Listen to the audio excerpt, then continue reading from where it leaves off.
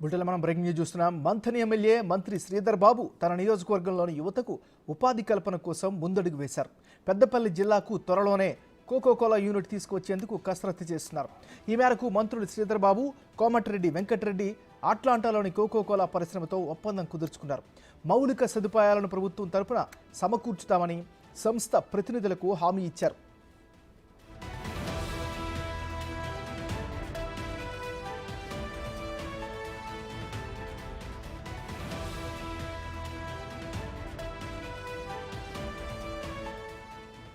మంత్రులు శ్రీధర్ బాబు, కోమటిరెడ్డి వెంకటరెడ్డి అట్లాంటాలోని కోకోకోలా ప్రతినిధులతో జరిపిన చర్చలు సఫలమయ్యాయి. దీనితో కోకోకోలా ప్రతినిధులు తెలంగాణలో పరిశ్రమ నెలకొల్పేందుకు ఆసక్తి చూపుతున్నారు. పెద్దపల్లి జిల్లా మంథని నియోజకవర్గంలో స్థలాన్ని ప్రభుత్వం తరపున అప్పగించి సహకరిస్తామని మంత్రులు కోకోకోలా ప్రతినిధులకు సూచించారు. పరిశ్రమ ఏర్పాటుతో పెద్దపల్లి జిల్లాలోని 4,000 మంది నిరుద్యోగ యువతకు ప్రత్యక్షంగా పరోక్షంగా ఉపాధి కలుగుతుంది. కోకోకోలా ప్రతినిధులు పరిశ్రమ ఏర్పాటుకు కావాల్సిన భవనాలు, గోదాములు నిర్మించుకొని నీటి వసతిని సమకూర్చుకొని ఉత్పత్తి ప్రారంభిస్తారు. ఫ్యాక్టరీ ఏర్పాటుకు మంథని మండలంలోని సిరిపురం, అడవి, సోమన్పల్లి, గుంజపడుగులలో ఇప్పటికే అధికారులతో కలిసి కోకోకోలా సంస్థ ప్రతినిధులు స్థల పరిశీలన చేశారు. మంథనికి ఇరువైపులా గోదావరి నది ఉండడంతో నీటి సమస్య ఉండదని కంపెనీ ప్రతినిధులు భావిస్తున్నారు.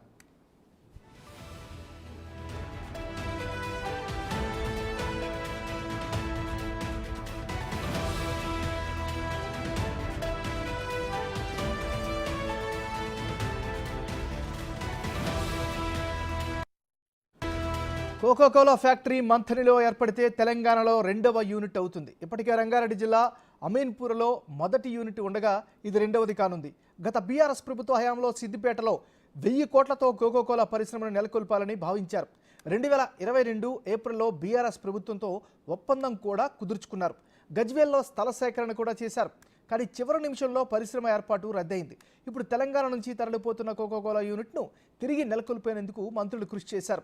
మంత్రి నియోజకవర్గంలో యూనిట్ నెలకొల్పేందుకు అవసరమైన వాటిని ప్రభుత్వం తరపున సమకూర్చుతామని ప్రతినిధులకు తెలిపారు. కోకోకోలా హైదరాబాద్ ప్రతినిధులు మంత్రి రెవెన్యూ అధికారులు అడవి, సోమన్పల్లి, సిరిపురం, గుంజపడుగులోని ప్రభుత్వ స్థలాలను పరిశీలించారు. స్థలాల వద్ద నీటి వసతి, రవాణా సౌకర్యం సంబంధించి వివరాలను అడిగి తెలుసుకున్నారు. శీతల పానీయాల తయారీకి గోదావరి నదితో పాటుగా సుందిళ్ల బ్యారేజ్ ఉండడంతో నీటి వసతికి పెద్ద సమస్య ఉండదు. ప్రభుత్వం తరపున భూమిని అప్పగించిన తర్వాత పనులు ప్రారంభిస్తున్నారు సంస్థ ప్రతినిధులు.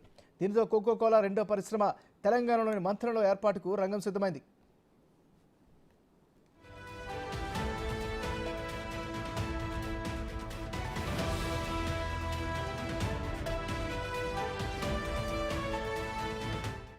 రైట్, ఇదే అంశానికి సంబంధించి మరింత తాజా సమాచారాన్ని మా రిపోర్టర్ శ్రీనివాస్ అందిస్తారు. శ్రీనివాస్, చెప్పండి.